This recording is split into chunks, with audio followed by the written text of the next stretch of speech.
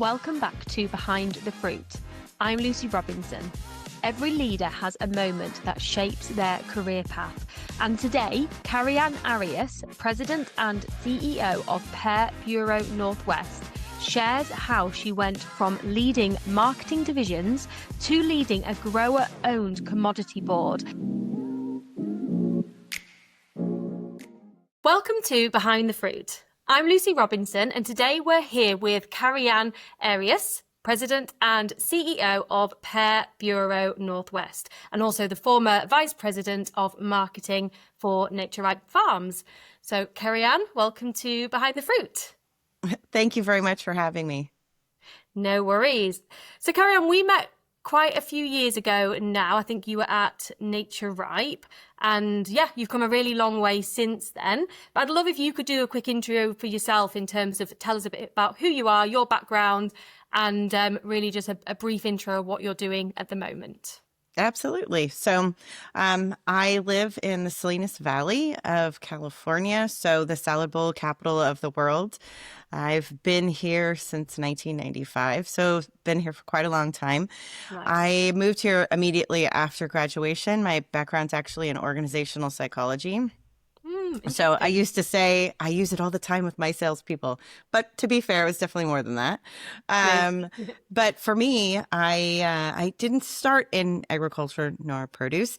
I actually worked as a corporate trainer for Kinko's, which was a copy shop here in the United States way back in the day, and it was a great first job. They recruited me out of college, but it was in the human resource side of things. And I quickly realized I was not meant to be the one that people complained to about their bad day. Like that was just not a good space for me.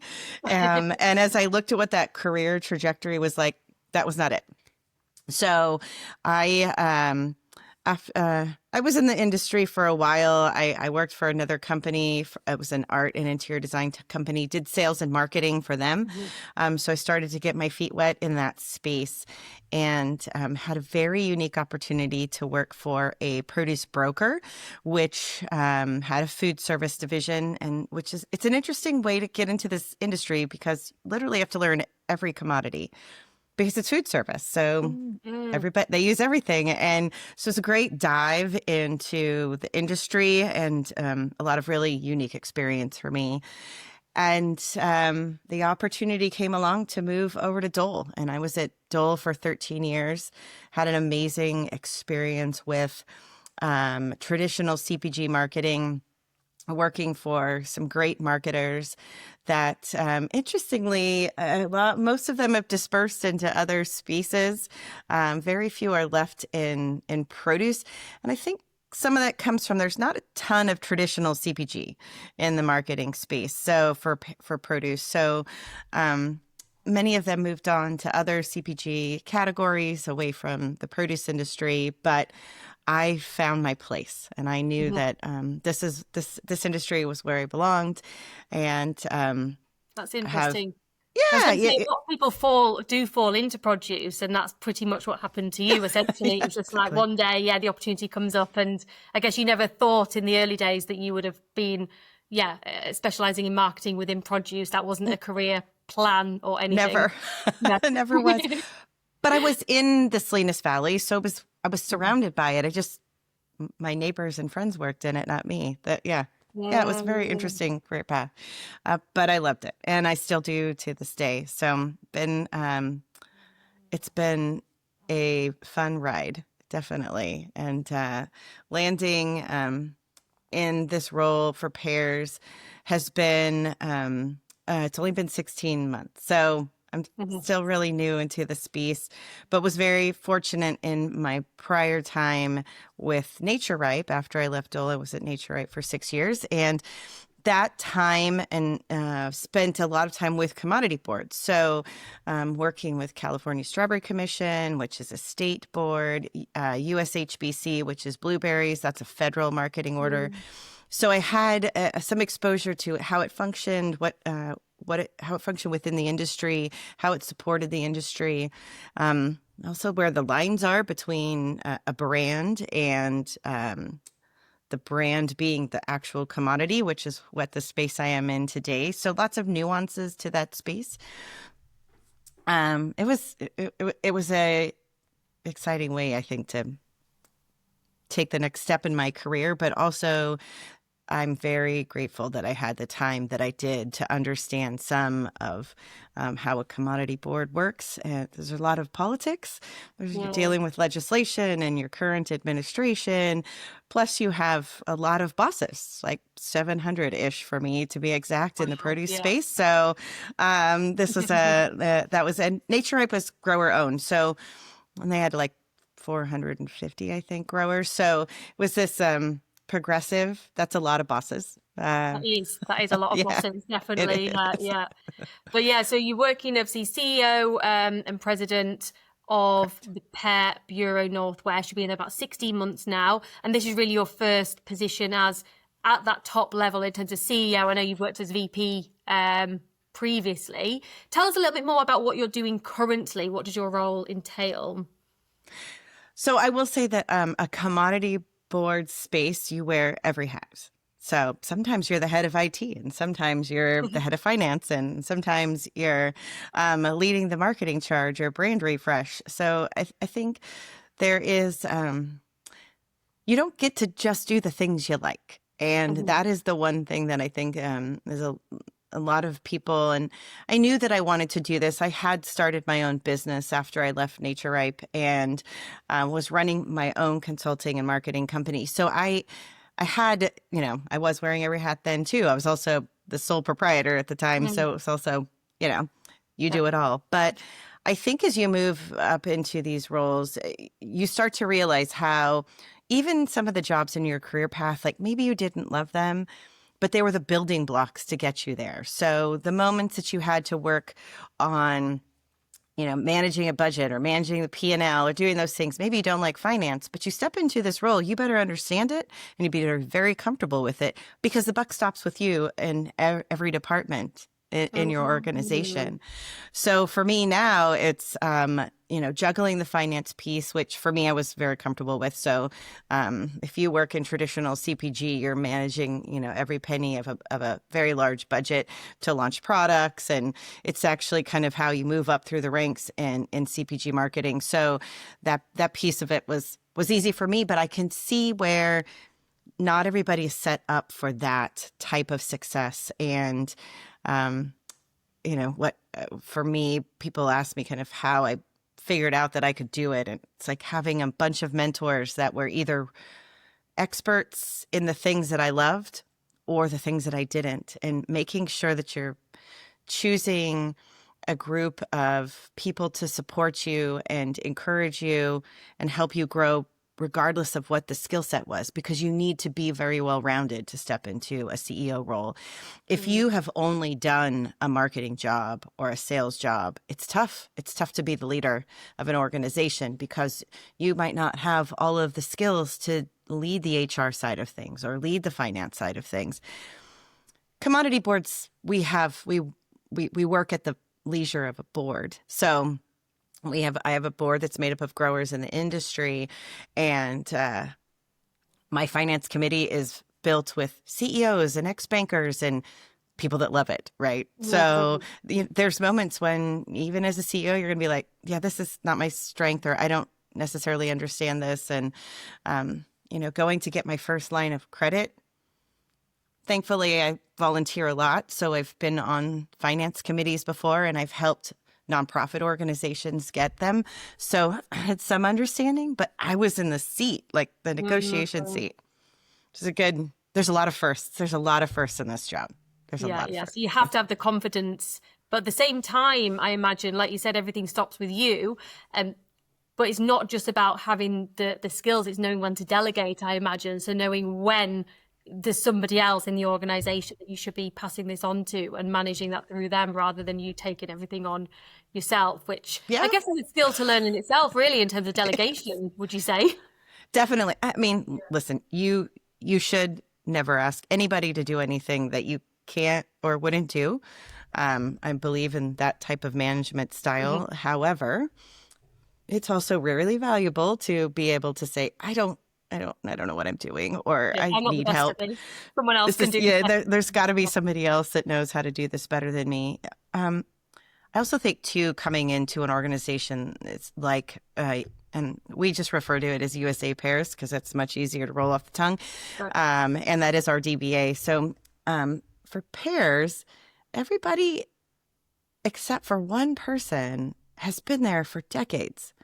So it is an organization loaded with a lot of experience and a lot of time in understanding the industry. They know the growers. And that makes for a very unique situation because here's a new leader, comes in, has never worked on pairs because none of the organizations I work for sold them, had orchard interests, anything. Dole had just gotten out of the Pacific Northwest the year that I started with them. So finding a group of people that are this experienced is really a blessing. You can't be intimidated, though, by the fact that your staff definitely knows more than you do about what you're selling. And we don't really technically sell anything, but we are marketing. Those lines are very blurry in the produce industry. But I really was thankful that my staff has been there forever and really understands all the nuances. I mean, when I first started, I was looking at pictures. I'm like, I'm not sure which of the 10 varieties this is. Like, kind of look the same. And now I'm like, oh, nope, that's this and that's that. I know that now, but you don't in the beginning. And so you do.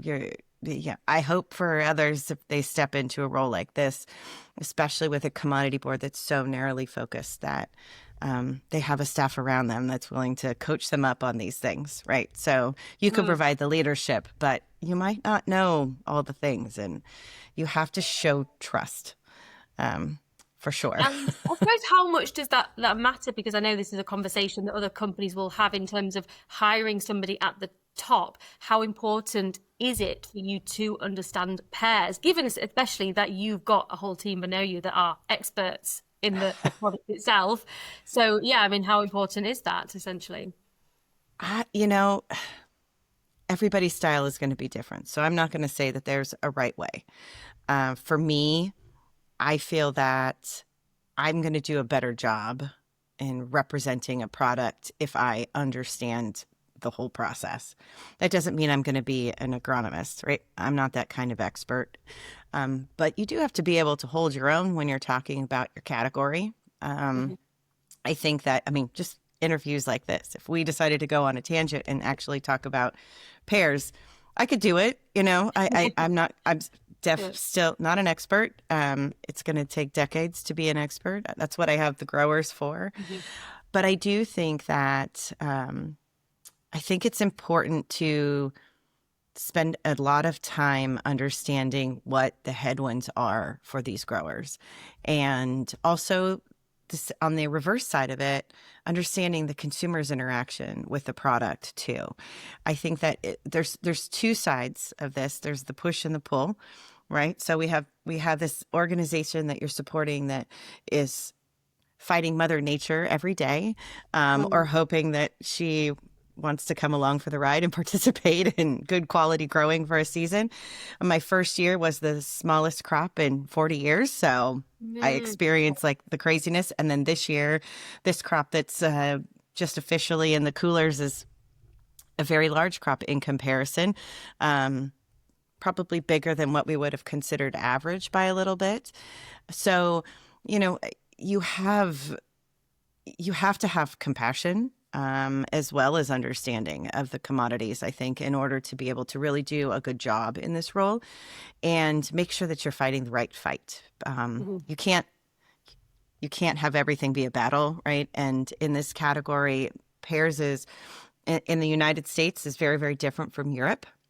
The way that we're seen as a product is very different. Its role and food is different, and consumers' understanding is also different. So there's a big education piece that's coming, that when I first came on board, we were really light on the amount of research that had been done with consumers. It'd been a long time since the organization had invested in consumer insights. So from a marketing perspective, understanding the consumer's interaction, maybe the barrier to purchase or the reason why consumers are purchasing was really important to understand too. So now you have the grower side now, and then you have the consumer side. And so I kind of say you wear a lot of hats, because sometimes I'm in there advocating for a grower and what their needs are. And then there's other times where I have to put on the consumer hat and say, like, it's great that you're doing this, but this is what the consumers need and expect. So this is, I can't say that you're going to find this if you were stepping into CEO role of a produce company, like the actual brand. I do think you need to understand everything in every department. I think that you have to have a general understanding of things, but I think that it's really your leadership style that's going to be what kind of helps you, especially in those early days, understand what's happening within the business so that you can make better decisions. And then you're going to have to assess pretty quickly from a personnel perspective. Do you have the right people? Not only the right people for the organization, but the right people for you, because you are going to be relying on them to step in with their level of expertise. And you're putting a lot of trust and faith in people. So you're going to need to read the room really quickly. I'm just very fortunate. Yeah. My team is amazing. So Amazing. yeah, Well, my that's team's good. amazing. Yeah. That's good to hear. And we'll come on to more about that, because, in terms of the people element is something I really want to dive into. I suppose until we discuss that, it'd be good to understand. So you moved from your previous role as a VP through to CEO. Has your approach changed? I'm talking about marketing in particular, whether it's launching new products, managing campaigns, whether it's moving up the ladder, or maybe it's just a time thing. Maybe the market's changed. Has your approach changed over the last few years, would you say? Definitely things have changed. I mean, COVID changed everything for everybody, right? When you look at consumer behavior, right, during COVID, people learned how to work from home. People started to value more and more work-life balance. You certainly find differences, I would say, North America versus Europe with work-life balance. I think the Europeans have held on to those beliefs much stronger than the U.S. did. Yes. We could learn a lot from how you take vacation. We never take vacation. Yeah, that's true. Yeah, so I do think that there's something about the changes in like human behavior that have laddered into work. So I think for me personally, I certainly changed a lot about how I approached what was happening with the way that people wanted to work. I have always been a big proponent of, I don't care where you are. As long as you answer your phone, you could be on a beach or in a treehouse. It doesn't matter. Getting your work done is much more important than what proximity you have to the office or to me personally. I've also managed a lot of remote teams. In fact, my entire career, even before I got into produce, I had remote teams. So I've had an understanding of people working in different parts of the country. I think in many instances, more people have become more accepting of that, and COVID was the catalyst for that. I do see, obviously outside of our industry, I see a lot of like callbacks to the office, and people are begrudgingly doing it. And it doesn't seem to be beneficial. They thought that it was going to be, but there's so much resistance and animosity that I don't see it being as effective as a lot of organizations thought that it was going to be. And it's not like it's saving them any money. So, maybe there are some types of businesses where it makes sense. But I think that the right person in the role is so much more important than where they live. And as I have brought new people on to this organization since I've been here, they have not been located near the office. In fact, we are downsizing our office to be much smaller, and the requirement is to not be in the office. I would rather people focus on the job and then the commute. And in a lot of instances, rough commute areas. I live in California. The office is in Portland, Oregon. So I'm not even near the office. And I think that's a testament also to showing that you trust your employees. Mm-hmm. I think that was something that maybe pre-COVID, it wasn't about trust. But when an organization has proven that they can be successful away from the office, like many were able to do during COVID, this idea of that you need to come back into the office, it it's definitely a thing of trust, in my opinion. And I think that those leaders that were like, well, people aren't doing their job, that's also a reflection of you as a leader, in my opinion. And I'm going to be really bold and say that. I think that if you think that your people aren't doing their jobs, then what are you doing as a leader? So that I think that goes back on you too. So I might not make friends with that statement, but I believe in it. And I've witnessed teams be wildly successful remotely and self-destruct when they were forced back into an office. And you're seeing it more and more. So I think so your approach that has changed more so in terms of the hiring element, who you're hiring, location, keeping that very open in terms of remote, not making people come into the office. I think one thing that we are hearing about that companies are trying to figure out is building the culture remotely is another big thing. So it's, while you're in the office, it's easy, isn't it? You have a chat while you're making a coffee or whatever it might be. People automatically get together. As soon as it's remote, all of a sudden you have to try to have, whatever it might be, teams, events, or trying to get together in person. I mean, is that something that has just come naturally to your team, or is it something you've had to, work at in that culture? Yeah. I know some of it's definitely my management style. I mean, I went through COVID with NatureRipe. So I experienced we had some remote people even then, but experiencing how to kind of juggle what was going on in that moment in time. Coming into this role for Pears, I took with me a couple of things from my NatureRipe days that were really around how we stayed connected. I'm a big fan of looking at communication styles. As a leader, I'm very adaptive, so I don't lead a way. I look at what each individual person needs and lead accordingly. So each person needs a different type of communication. Maybe they need a face-to-face, or they need to feel like they're included in something. Some people are really looking for feedback all the time, and other people, you have to find ways to communicate to them feedback that feels comfortable.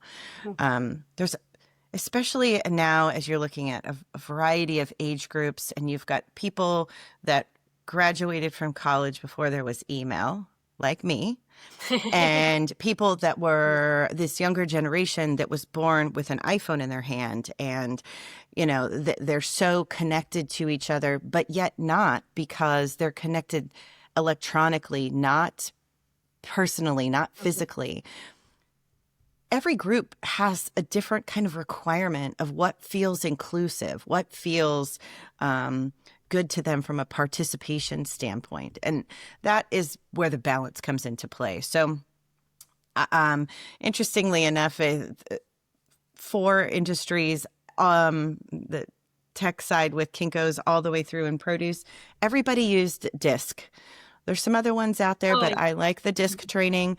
I really like StrengthsFinder too, but that is much more in depth, and I find it's probably stronger with a lot of leadership or up and coming leaders. I'm not sure that StrengthsFinder is necessarily meant for everybody, because it's a lot more in-depth emotional soul searching that goes with it. So that doesn't always feel good and comfortable in a work environment for people. But DISC training, I do find that it does help people start to think about, like, oh, so-and-so is different. She needs something different. No wonder I always fight with him in conversation. There always feels like there's tension because we are so different in our styles. It doesn't mean that you have less passion. It's just the way that you need things to go is different. And I feel like being adaptive as a leader and taking those things into consideration is probably the number one key to making it successful, to be remote. And not everybody is good in a remote environment too. You do have to recognize some people are not good in isolation. Yes. Like, I am sitting in this seat right now, but an hour from now, I'm probably going to be sitting somewhere else in my house, even though there's an office. I don't use it very often. I move around a lot. So that would be my style, right? I don't sit still very long, lots of energy, need things to do. Typically I'm doing 20 things at once. That's my comfort zone. Mm-hmm. But I have someone on their staff that is every day, exact same time in, exact same time out, focuses on numbers. That is where they live. That is what's happy and comfortable for them. And they don't like change. I like things to be different every hour. So recognize that I cannot put on my staff my needs. You can't be that way. You have to adopt. I certainly am a big proponent of using Teams and living inside of that space. And the technology is there to be very connected. Everybody texts, everybody. Yes. Well, this is texting, and people feel good in many instances by that. But I still, cameras on. That is one thing that I do. Not all the time. Don't require it all the time. We started here at 7 a.m.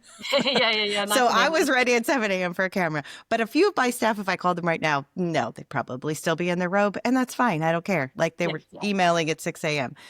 So I think that recognizing that you have to be flexible in that piece and show your staff, not just with words, but show your staff that you are trusting them to get their job done. And then when they do the things that you're expecting of them, you have to reinforce that behavior. This is no different than any other learned behavior. Working from home successfully or remote successfully is a learned behavior. And you have to encourage the behaviors that you want and discourage the ones that you don't.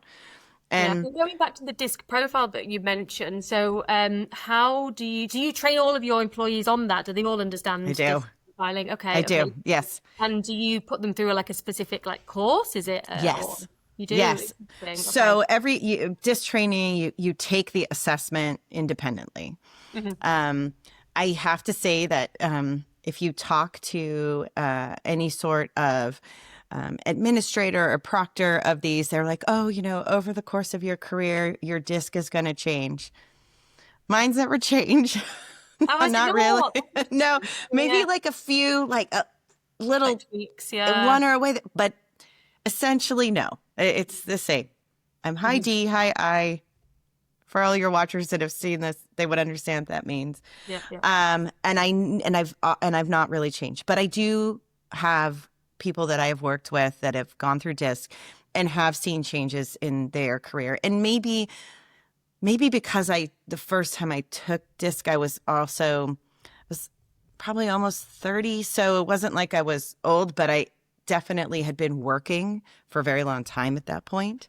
I mean, I was running my own business at 16 years old. So I've been working for a long time, and I think maybe that helped. But I find that taking that DISC training and getting your report as an individual and reading it is very interesting, but that doesn't help you understand how the team comes together in their own DISC. So we use a facilitator, somebody that I used at Nature Ripe and now use here, and I think he's amazing.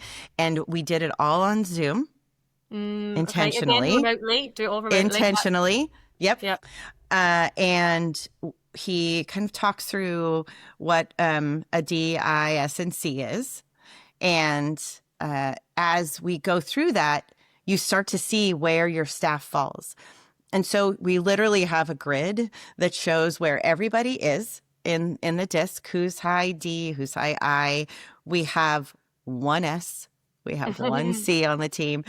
But I've done this long enough, I kind of knew where they were anyway. But what this does is it also helps people understand, because you can see, like, if you're a high I and you have to communicate with somebody that's a C, these are the things to watch out for. And if you have tension, I's and C's typically, I think they clash the most. Is that right? They can't. Well, Is that right? Yeah, they can. They can. And part of it is because you've got like a cheerleader, and then you've got one that like is just like this, like the steady Eddie. They don't want things to be different. They don't want like put your pom-poms down. That's not of interest to them.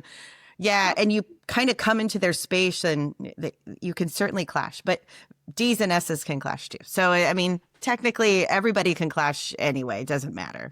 Yeah. But I do think that in something like this, it's just a building block, but you also have to embrace it. I mean, I clearly haven't embraced it as a leader, but I do think you need to have your team understand that. So everybody has the little chart printed out so they see where everybody sits. So they have a little reminder. But part of the reason of doing it, on wanting to do it on Zoom instead of bringing everybody together, because at first I thought, hey, we'll all come together and do it. I thought, it would be much better. First of all, better for everybody because people didn't have to travel from all over the U.S. to come and do it. But this is what our work environment is. So why shouldn't we go through communication training in using the tools that we use every day in our day-to-day jobs? So part of what we did in this process, and where I think this is really valuable for other people as they're struggling with how a team works remotely, we broke out into individual groups, and they put the facilitator put people from different quadrants into these groups together. And we started talking about our staff meetings and what we have and what we would like, how we talked about scheduling. We talked about like our work-life balance. We talked about the workload, not so much how it was distributed, but as we talk about like how meetings come into our schedule. And we do have a lot of meetings because we're meeting with our members, we're meeting with our growers, we're meeting with each other, we're meeting with our agencies, our export team. They've got like 30 different countries they're dealing with. So we're very meeting heavy, and you don't want to hit meeting fatigue. But how do we create an environment that is easier to communicate? So we have some really interesting ideas on how to work on the culture piece very specifically. And so we're going to be experimenting. And I think you have to be willing to try stuff. And then everybody be like, oh, that was terrible. We don't ever want to do that again. It's trying, isn't it? It's okay too. Yeah, it is okay too. I will say in our environment, many of us travel. We're going to trade shows, we're going to conferences. So we do see each other, but you have those people that, finance is not traveling, right? So you have people that are focused on the office and those day-to-day roles and don't get out as much. So we do come together. It's not that we never see each other all face to face, so we do that. But for us, it's more making sure that you have ways to talk to your direct reports. We don't have a ton of layers in this organization, but we have some. And making sure that everybody feels comfortable in those environments, and it's as comfortable as you can make them. Because let's face it, this is still awkward. 5 years later, and living in this space of video cameras versus like you sitting across the table from me. I mean, you are across the table, but you're in a different country. So it also makes this possible. And I think that when you start to really encourage like the lifestyle piece that comes with this and the flexibility of, you got to go, do a doctor's appointment in the middle of the day. Just hit that button that you're unavailable on Teams and see you whenever you come back. It's fine. Yeah. Talking about management, because so obviously you've had a lot of success managing teams remotely, implementing DISC profiling. When you hire people within your team, are there any specific skills or traits, or even within the DISC profile itself, that you look for? Anything that typically stands out for you? So I don't make people do the DISC profile until they've been hired. Okay, so it's not a hiring tactic, it's purely management. So and that was back in the day, that was Dole's hiring tactic. Right. So I have been through that, and I've, companies where Myers-Briggs was what you took before you got hired. There's a lot of assessments out there. I mean, there's tons of them. I don't use that, but I do really focus on the fit with the team. There's certain skills you can teach and certain skills you can't. And if you find that the personality is not going to fit, that's a big red flag. They may have all of the skills in the world, but if they're not the right fit as a person, that does matter because you are remote and you need to make sure that everybody works together. And it's communication styles, we can work on that. But if you, and I do team interviews, I do that. I do bring multiple people into a room because I'm looking at the dynamic to make sure that there is kind of a natural flow of conversation. If it is hard to talk to somebody in an interview, it's going to be really tough when you're working together. So you need to find those personalities that you feel like seem to be gelling with the rest of your team. I also have people interview without me present. I want feedback from my team with me not there directing traffic during an interview. So our process is having obviously our HR and myself, we're screening, we're looking for skills. Of course, we have to fill the job description piece of it. Once we kind of get past that and have validated that piece, I'm really looking at how people fit in personality-wise with each other. So I do have some questions. I like everybody to ask the same question. So there's some strategy there, but it's more because I want people to be able to feel like at the end of an interview, it wasn't an interview, it was a conversation. And there's such a big difference between those two things when you take a step back. There's less stress. There's less stress on the candidate. There's less stress on the staff. It doesn't feel weird. I mean, it's always going to feel weird because you're like, oh, I want the job if you're a candidate. But I do think that if you can create a conversation as a part of a hiring process and you can see people are like, yeah, I definitely feel like I could work well with them. And we had a great conversation. Like those are keywords for me. When I hear that, I'm like, okay, maybe this is the right candidate. So I think that when we get so rigid in interview process that it's like this strict list of questions and they're very like tactical questions and has nothing to do with culture, you're missing the boat. You're absolutely missing the boat on what's next. And that's typically where, I mean, you're going to make hires that aren't going to work with a team. I would rather them be laughing. Like there's nothing better in an office to hear that, right? Than that office space to hear that. I love it when the text message string is filled with silly things because that is them connecting with each other personally, not just professionally. And I think that that is the only way that you have successful teams today by today's standards because Gen Z needs that in their life because that's how they communicate completely, even with their parents. Like they text each other. They're like, hey, can you come down and do this? It's like they don't talk in the traditional way that we're accustomed to. And so you have to make sure that that is part of their life, their work life, because it is a part of their personal life. And those two things have to meet. There's not a separation like there used to be. If we said, turn off your phone at 5 o'clock every day, that'd be different, but we don't do that. No. And we're not fast food, right? We're not in a place where you clock in and you clock out. You're always working. So you have to make sure that the social piece of it is leaned into pretty hard, or you're going to find people that aren't satisfied. And going back to the questions you mentioned, so you said you get everybody to ask the same questions. Is that the same across every position, or do you tailor the questions then per position? Or there's a few that are the same intentionally, because we're looking at it's more the personality piece because we assume if you've made it to that point, you know how to do the work. Doing the work is yes, it's important, but it's not the whole job anymore.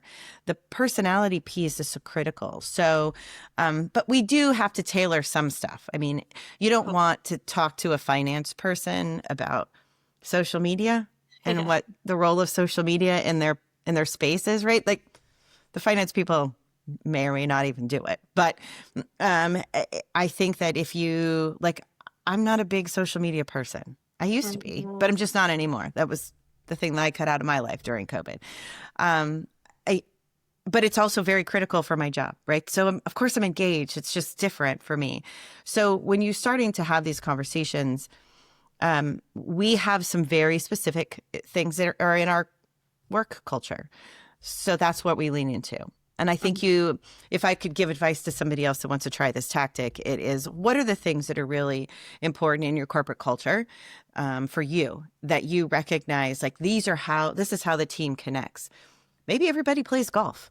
Maybe, everybody is very active in sports. I think of kind of the Patagonia reference where everybody really is physically active and has an outdoor lifestyle as a part of their personal life. And they hire people with those interests. Well, that makes sense. You're selling, outdoor gear. So in our space, like, what is it that really kind of brings our team together? And you have to look at your current makeup. You can't try and like cookie cutter people that are already employees into something new that you want to try and do. If that's not their interest, it's not their interest. I have an entire staff filled with foodies. There is not a single one that isn't a self-proclaimed foodie. So there's a lot of passion around that. Okay, well, so that's what we lean into. Those are some of the questions that we have. Like, I'll give you an example of one, and I'm not saying one that I've used personally. This is not one that I use in my current job, but it is one that I could use. It would be something like, if you go into a new city and you have not picked a restaurant for the evening, you just look at, how would you find a restaurant? What would be your criteria for finding a restaurant? I like that. Yeah. Right? So now you're thinking about how they interact with technology. Do they get on a phone? Do they go ask the concierge? Because those are two very different things. Do you trust Yelp reviews or the concierge that technically this is their job and they're professionals at it? Like, how do you get to that space? And then what kind of restaurant would it be? Are you going to something that's like truly unusual in North America, like maybe Ethiopian food, which is delicious, by the way, and I'd be searching it out if I thought there was an opportunity. Or are you looking for something safe, right? You're looking for the steakhouse, which, like, in this industry, how many bloody steakhouses could we possibly go to? Thousands, apparently, is the answer. In my career, I've been to thousands. And I'm actually not a steakhouse fan. So I think that looking at just something so simple like that, but it's their thought process, seeing where, like, how they would, it's your free time, but what would you do with it? And if they were to be adventurous, well, that fits in with what the rest of my staff is, because the rest of my staff is very adventurous. Yeah. Very adventurous. Nice. So, I like that. Yeah. No, it's great. Thank you for sharing. And just in terms of finding talent, because we've talked about, the skills and the personality and culture of it being so important. But in terms of hiring for your team, is there a particular place that you find people from? And what I mean by, do you typically hire from within the industry, from competitors? Do you like to bring somebody from outside the industry? Yeah. Do you have like a go-to strategy that's worked in that respect? Certain roles, I think, are easier to find the skill sets you're looking for if they're already in the industry.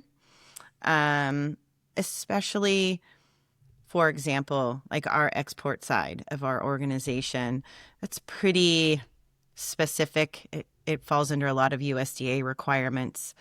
We have lots of rules. And because we are a federal marketing order, which means the Secretary of Agriculture for the United States has oversight of what we do, we have very specific rules.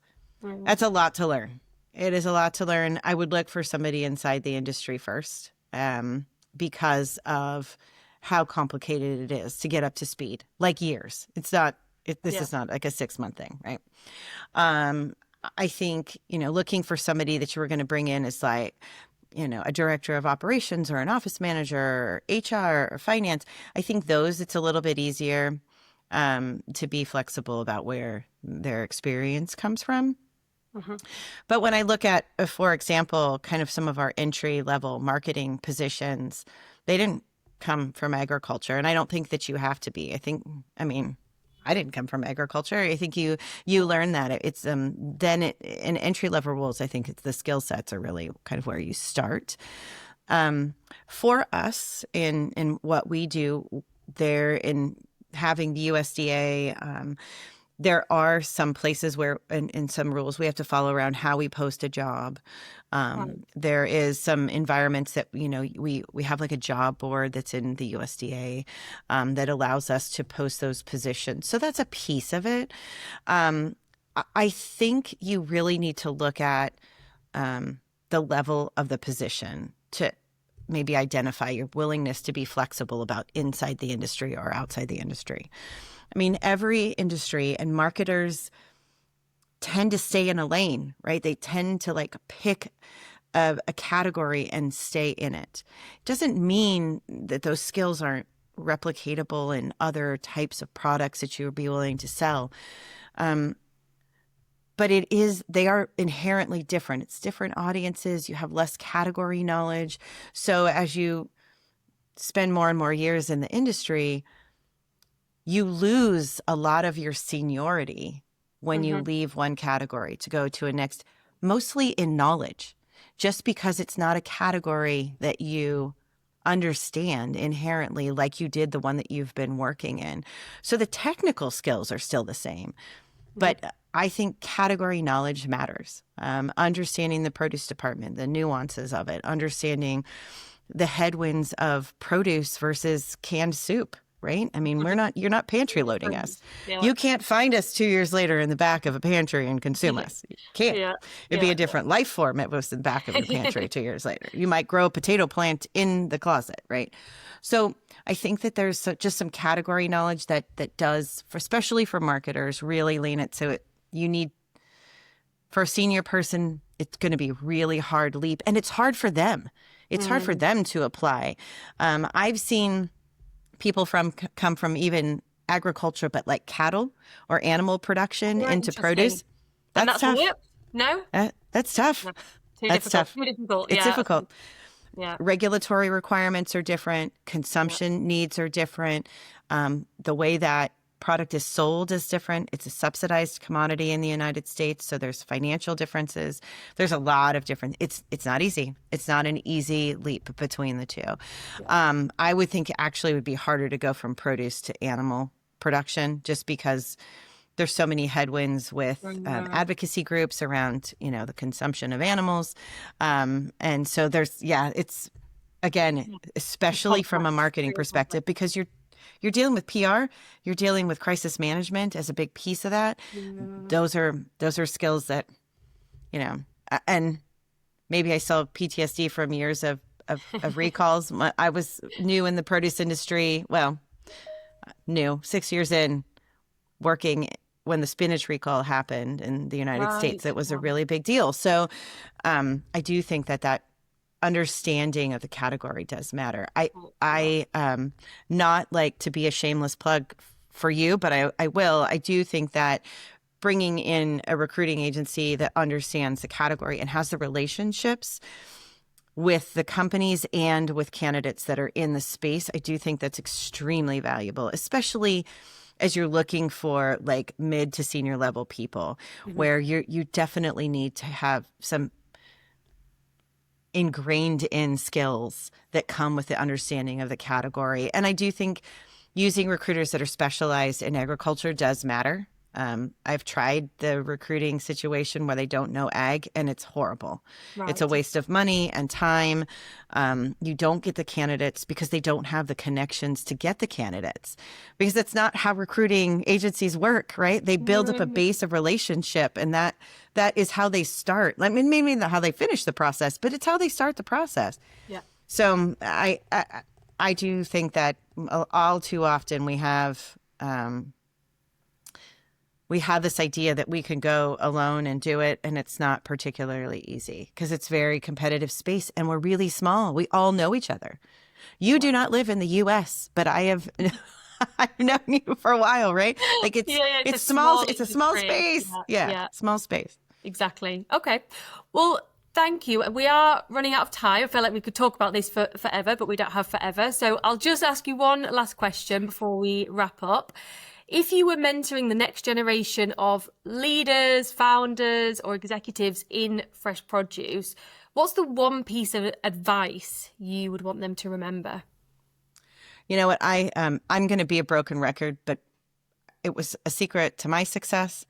You have to find mentors that build up your strengths. And then you have to find even more mentors to fill in the gaps. Your weaknesses are where your mentors can help you overcome that so that you can move up.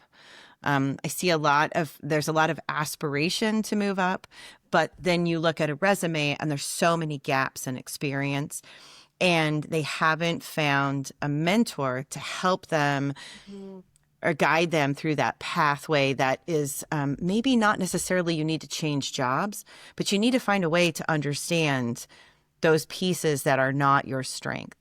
And I learned a lot of what I know today because I volunteer all the time. I sit on a lot of boards. I have held many hats within those boards that were not part of my day-to-day job, but I'm also not getting paid for it. But what am I doing? I'm filling my resume with experience and rounding out my professional career experience with some nonprofit stuff. So I'm doing good for other people, which is something that's very important to me to give back to the industry. But you are also learning, and you are also filling your resume in a unique way, but with skill sets that you might not have the opportunity to get into understanding finance or a filing for a line of credit. And then all of a sudden you realize, you know what, I've done this in a nonprofit space. So I think that there's ways to build a career that are creative, but you have to be willing to go and seek those out. They're not going to come to you. And if you want to step into this kind of a role, I do think that you need to find unique ways to round it out. If I hadn't worked in sales, I wouldn't have been as good of a marketer as I am. If I hadn't worked in nonprofit space too, I know that I would not be as good at my job now because I hadn't had that opportunity, and I know how to run a board because of that. I know how to manage committees because of my nonprofit experience. So this wasn't just one thing that got me here. It was a variety of things. But I think being a serial volunteer gives me the opportunity to try a lot of stuff. So Amazing. Don't say no to the opportunities. Don't say no. Find a way to do it. Yeah. Well, that's great advice, and I'm sure it's going to give the listeners something to consider. So no, thank you so much. If anyone does want to reach out to you, where's the best place for them to connect? Would it just be on LinkedIn, for example? LinkedIn is perfect. I check LinkedIn every day, so LinkedIn is great. It's the one social media that I'm very loyal to. Yes, I am. I'm just not a big poster. I found I realized how much of my life was being sucked away by that during COVID, and so I pulled back on posting personally, but I do check LinkedIn every day, and that's I'm happy to help. I'm always mentoring people, so and I love it when people reach out and have questions. I like to share. Perfect. Well, if anybody wants to reach out to CarrieAnn, feel free. But that is everything. So CarrieAnn, thank you for letting us hear, your story. And that's it for this episode of Behind the Fruit. 1, 2, 3, 4. Thanks for listening to Behind the Fruit, a podcast by LCR International. We are global experts in fresh produce executive search. Hit subscribe if you enjoyed this episode, and for more industry insights, connect with us on LinkedIn.